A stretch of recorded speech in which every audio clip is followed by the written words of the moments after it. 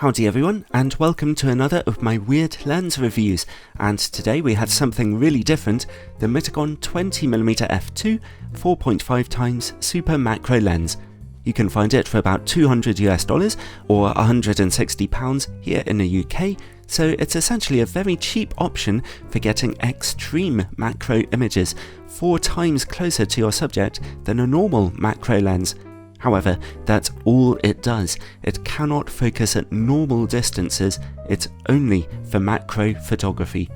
You would think that the lens's maximum aperture of f2 is very bright. Well, at such close focus distances your images will actually be far darker than normal. In fact, shooting handheld with this lens is extremely difficult in anything other than broad daylight. Those close-up images are so dark, even at f2, that you'll always have to use very high ISO levels if you want sharp, handheld pictures. It's a very challenging lens to use without a tripod, especially considering how tiny your depth of field will be in your images, even once you stop down the aperture. But you can undeniably get some dramatic images out of it, if you can find a subject small enough. The lens itself is small, as you can see, and dead simple. It's a totally manual lens, manual focus, manual aperture control, and apart from the optics, it's all made of very solid metal with a nice brushed effect on the outside. The quote-unquote focus ring simply allows you to change from 4 times magnification to 4.5 times. Obviously, that's not a big difference. If you're shooting handheld, 4 times magnification will be slightly easier to use, as your image will be about 25% brighter. If you're shooting carefully with a tripod though, then setting to 4.5 times magnification will bring you slightly closer results, obviously. Both settings require you to be equally close to your subject, about 1.5 centimeters, which can be problematic for a number of reasons, not least in lighting your subject. Then, at the top of the lens, around the tiny glass elements, there's a smooth turning aperture ring. Notable is that there are only 3 aperture blades in this simple lens, which, in very rare situations, will throw up some ugly looking bokeh. The lens comes with a tiny little lens cap, which slips on and is incredibly easy to lose. Apparently it's for camera or mobile phone. There's no threading for any kind of filters. A shame, actually. I found myself shooting subjects in bright sunlight, and I could have done with a polarizing filter to reduce reflections. And when it comes to build quality, that's basically it. It's decent, but it really is a no-frills design.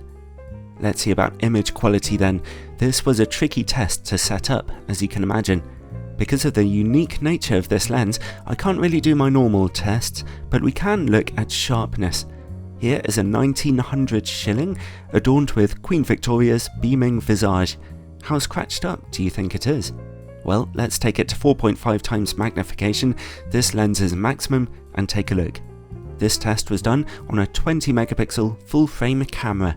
I didn't try it on a higher resolution camera because, as you'll see, you won't really get more than 20 megapixels of resolution out of this lens. And to give you an idea of how dark the image reaching the sensor was, even at those apertures, I've also put in the exposure times for your interest. At f2, image quality is a little ghostly, sharpness is just okay. f2.8 is pretty sharp though, with reasonably good contrast and neutral colours. It stays this sharp down to f5.6. Stop down to f8 though, and we begin to see softness from the effect of diffraction. It sets in earlier than usual at this close focus distance. f11 is soft, f16 very soft. So if you shoot between f2.8 and f5.6, you can get some very sharp images out of this lens. I imagine most people will want to shoot at f5.6 or f8 to get a decent depth of field. Looking at those exposure times will show you why you really want to use a tripod.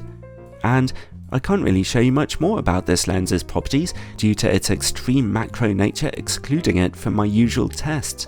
I've already shown you what the bokeh looks like. It's generally smooth, but bright points of light will pick up a triangular shape if you're shooting with the aperture stopped down. I'm tempted to say that this lens is a bit of fun, but it's genuinely quite difficult to use. But the good news is that it's capable of reasonably good sharpness and it's not expensive. So if you have a specific application in mind that requires 4.5 times magnification and you have the patience to work with the lens, then it would be a reasonably good choice.